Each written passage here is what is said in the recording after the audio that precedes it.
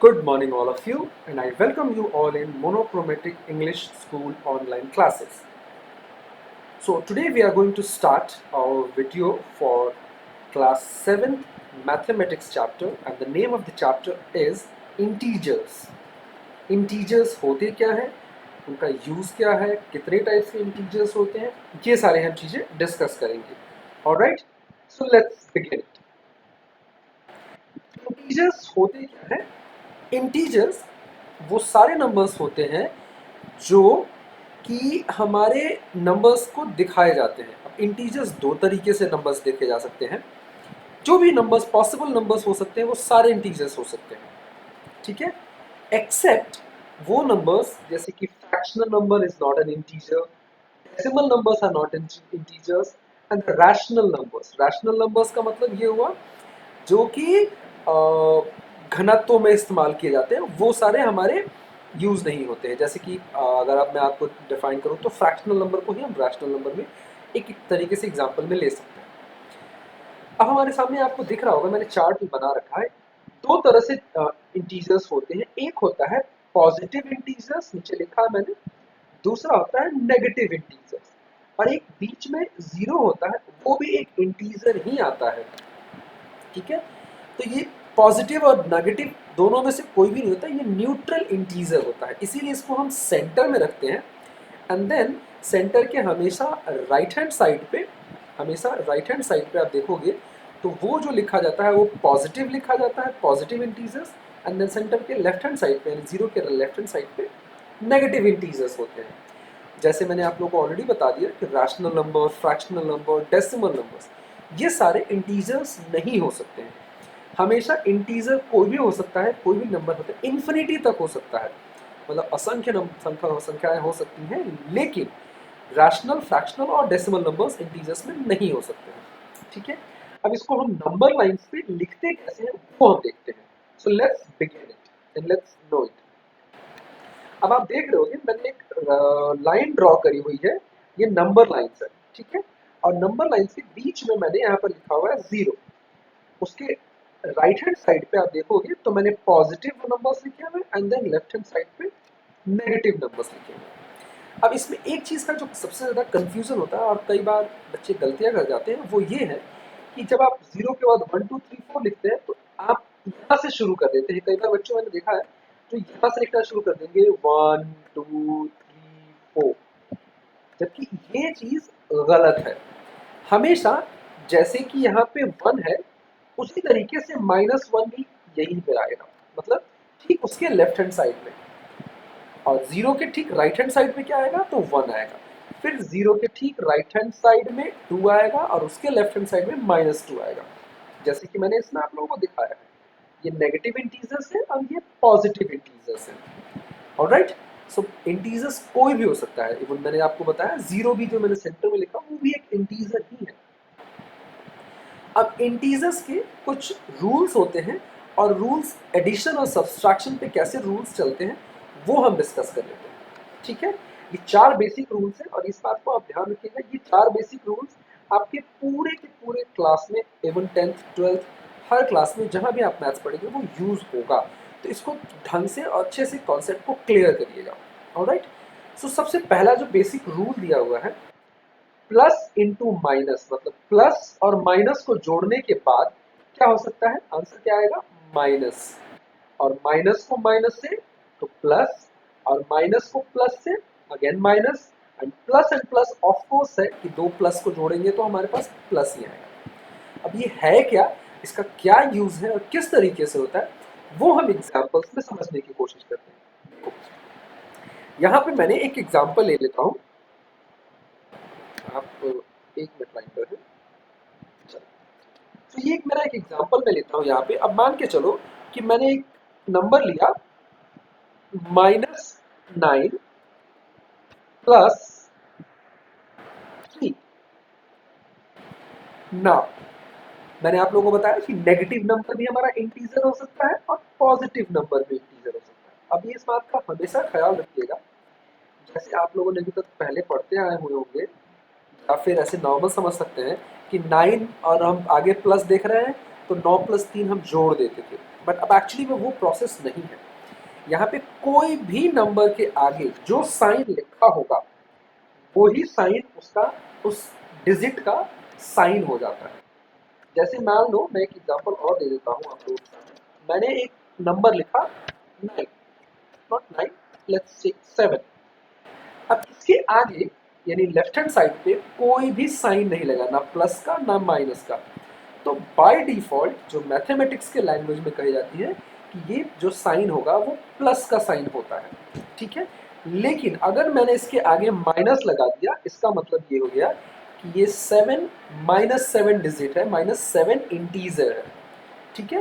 तो ये डिनोट करता है कि जो भी उस डिजिट के लेफ्ट हैंड साइड पे जो भी साइन लगा होगा वो ही साइन उस डिजिट का साइन कहलाएगा। जैसे कि मैं आपको यहाँ पे दिखा रहा था, -9 है और +3 है। अब आप बताओ, मैंने आप लोगों को अभी अभी एक रूल सिखाया था, माइनस इंटू प्लस क्या होता है, माइनस होता है। इसका मतलब क्या हुआ कि हमें करना क्या है, तो हमें सब्सट्रैक्ट करना है। क्या करना है, हमें घटाना है, यानी कि हमें दो अंकों के बीच में घटाने की संख्या करनी है। अब आप बताओ, -9 में से 3 जाएगा, कितना बचेगा? जाहिर सी बात है 6 बचेगा। अब यहाँ पे हमें ट्रिक समझने की कोशिश करनी है।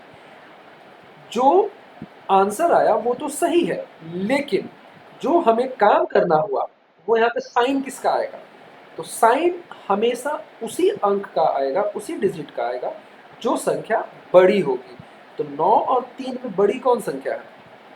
ऑफ कोर्स 9 संख्या बड़ी है, तो साइन किसका आएगा? -6, ठीक है। That is called the answer of this question. अब ये जो एग्जाम्पल है, वैसे तो आप देखेंगे तो प्रैक्टिकली पॉसिबल नहीं है कि -9 में से कभी +3 हो सकता है, लेकिन इस तरीके से तो ज़रूर हो सकता है जो कि आपको लाइफ में समझने की कोशिश समझने में आसानी हो। मैं एक एग्जाम्पल देता हूँ आपको। 3 -9 पॉसिबिलिटी है। तो इस तरीके से अगर मैं इसको उल्टा कर दिया, अब आप मुझे बताओ कि इसका आंसर क्या होगा? इसका आंसर भी -6 ही होगा। क्यों 6 होगा वो आप समझने की कोशिश करें, क्योंकि इस तरीके से आप लोगों को बहुत उल्टा दिख रहा था। अब आप समझो, जैसे मैंने आप लोगों को शुरुआत में बताया, कोई भी नंबर हो, कोई भी डिजिट लिखा हो और उसके आगे कोई साइन ना लगा हो, उसका बाय डिफॉल्ट मतलब क्या होता है? प्लस लिखा हुआ है, ऑलराइट। तो ये प्लस में 3 है और ये माइनस में 9 है। तो जाहिर सी बात है, हम जब छोटे में से कभी भी बड़े को घटा नहीं सकते, लेकिन ये चीज़ हम लोग क्लास 1 और 2 तक समझते थे।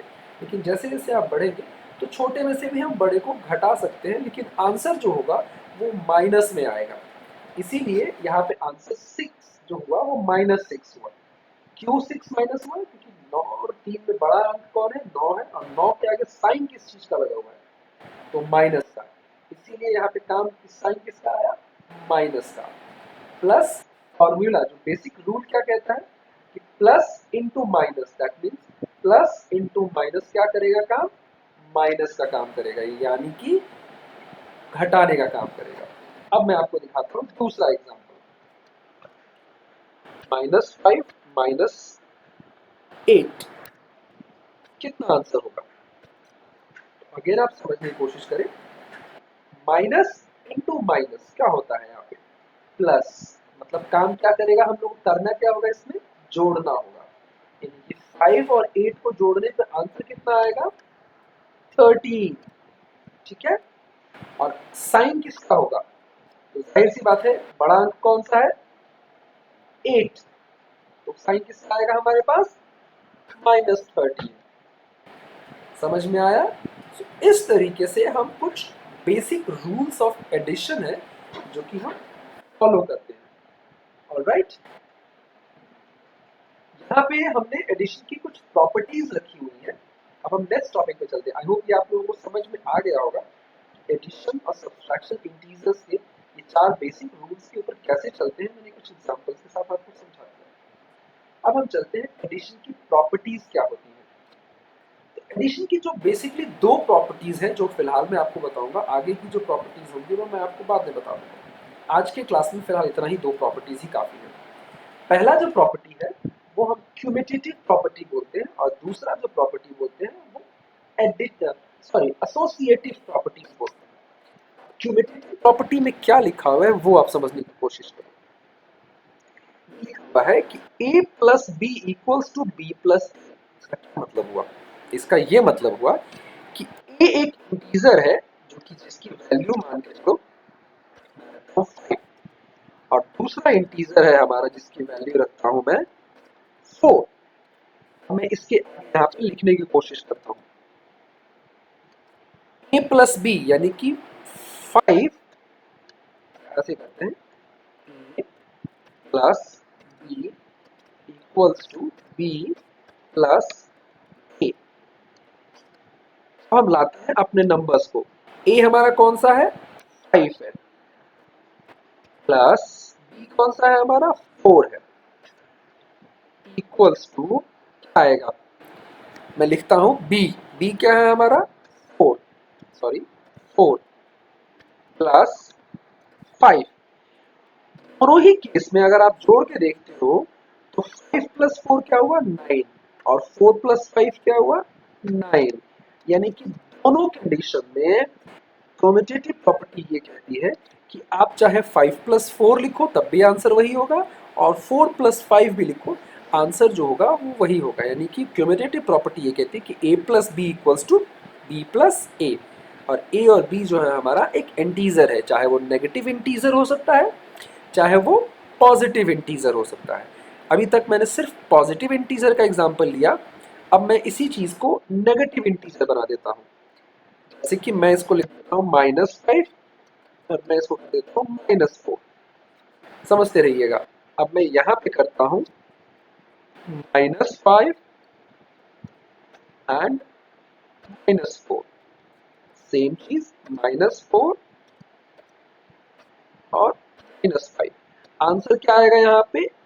-9, क्योंकि माइनस माइनस प्लस, और जब मैं इस दोनों को प्लस किया तो आंसर आया 9, और साइन किसका हुआ? -5 का, क्योंकि 5 बड़ा है। उसी तरीके से माइनस माइनस प्लस, और जो साइन किसका आया? -5, क्योंकि 5 बड़ा है। समझ में आ गया? तो चाहे वो नेगेटिव इंटीजर हो या पॉजिटिव इंटीजर हो, क्यूमुलेटिव प्रॉपर्टीज में हमेशा a plus B equals to B plus A होता है। बात है दूसरा प्रॉपर्टी, एसोसिएटिव प्रॉपर्टीज को क्या बोलते हैं, उसके एग्जांपल्स को समझने की कोशिश करते हैं। पहले इसकी प्रॉपर्टी समझते क्या है। a प्लस ब्रैकेट के अंदर b plus C equals to a plus B plus C. इसका सिंपल मतलब समझिए कि a एक हमारा इंटीजर है, पॉजिटिव इंटीजर मैं ले लेता हूँ 5,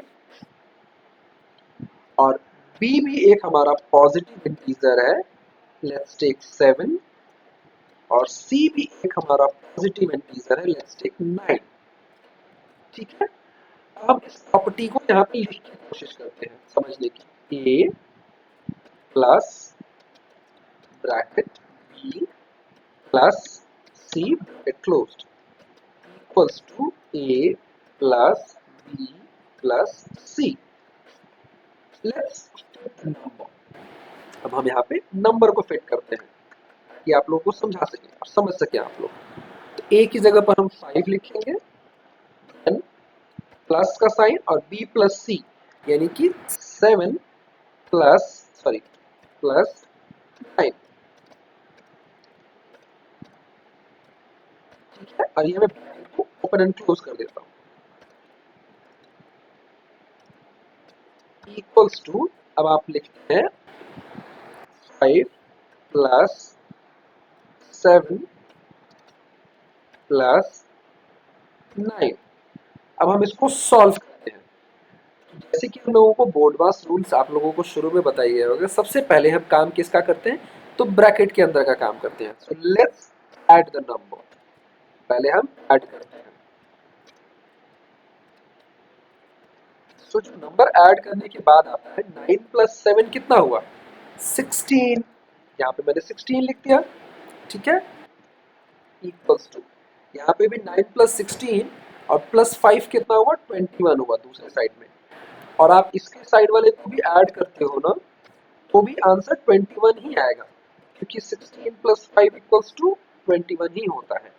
यानी एसोसिएटिव प्रॉपर्टी भी यही कहती है कि a plus b plus C equals to a plus b plus c. Alright, तो इस तरीके से एसोसिएटिव प्रॉपर्टी भी बिल्कुल उसी तरीके से सेम होती है।